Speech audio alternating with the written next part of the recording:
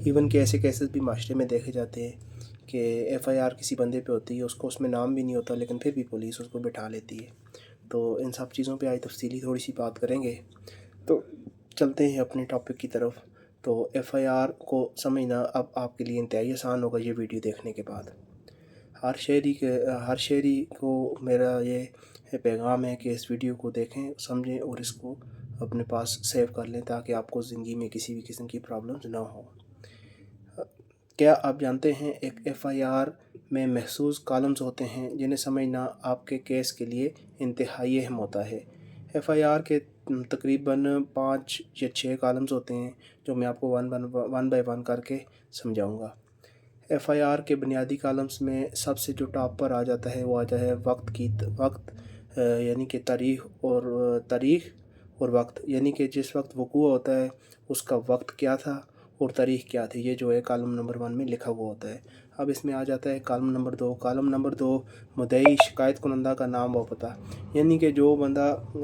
درخواست دیتا ہے عدالت میں، تھانے میں جو بندہ درخواست دیتا ہے کہ یہ ہمارے مسائل ہیں، ہمیں ہماری ایف آئی آر درج کی جائے، اس کا جو نام، پتہ، ولدیت وغیرہ لکھی ہوتی ہے وہ کالم نمبر 2 میں درج کی جاتی ہے۔ اب اس کے بعد آ جاتا ہے ہمارے پاس کالم نمبر 3۔ کالم نمبر 3 یہ ہے کہ جرم کی تفصیل، متعلقہ دفعات اور اگر کوئی مال ضائع ہوا ہو تو اس کا ذکر، یعنی کہ کالم نمبر 3 میں لکھا جاتا ہے کہ فلاں بندے نے مارا ہے تو اس کے اوپر 337 وغیرہ کی جو بھی اقسام ہے وہ مینشن کی جائیں گی۔ اگر کسی کو قتل کیا گیا ہے 302، 324 قتل، اقدام قتل یا اس طرح کی یہ دفعات لگائی جائیں گی، یا کوئی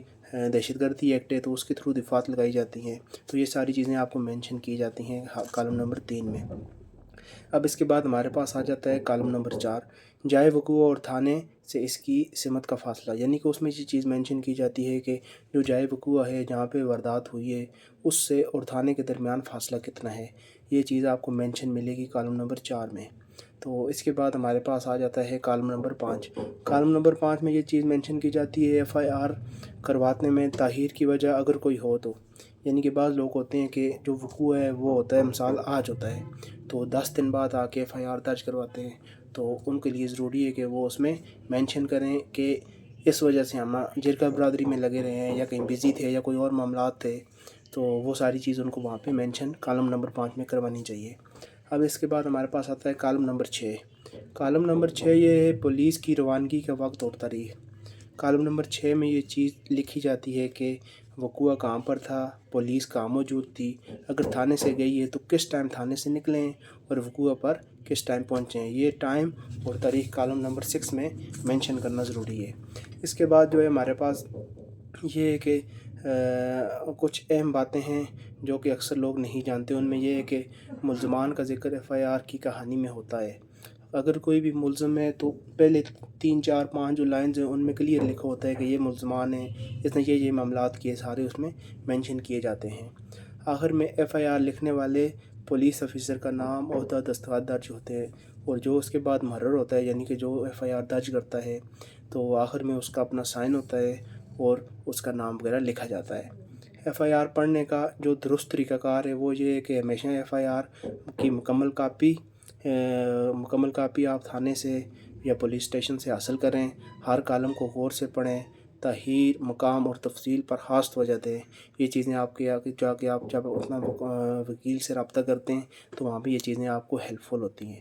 تو جو اس میں اہم قانونی مشورہ ہے وہ یہ ہے کہ ایک مضبوط اور واضح ایف آئی آر کیس کو مضبوط بناتی ہے،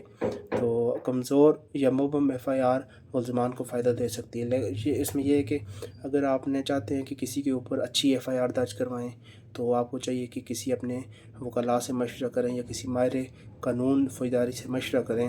جو آپ کو وہ دفعات بتا سکے اور ان کے اوپر آپ ایف آئی آر درج کروا سکیں۔ اب جو آپ کو سب کو بھائیوں کو اہم پیغام ہے وہ یہ ہے کہ پولیس کا کام صرف اور صرف تفتیش کرنا ہے، جبکہ کیس جیتنے میں اصل کردار ایک وکیل کا ہوتا ہے۔ اس لیے جو لوگ آپ پولیس کے پاس جا کے اپنا ٹائم ضائع کرتے ہیں، اگر آپ کے اوپر ایف آئی آر وغیرہ درج ہو جاتی ہے تو آپ کو یہ چاہیے کہ آپ کسی اچھے ماہر قانون فوجداری سے رابطہ کریں اور اس کے پاس اپنی ایف آئی آر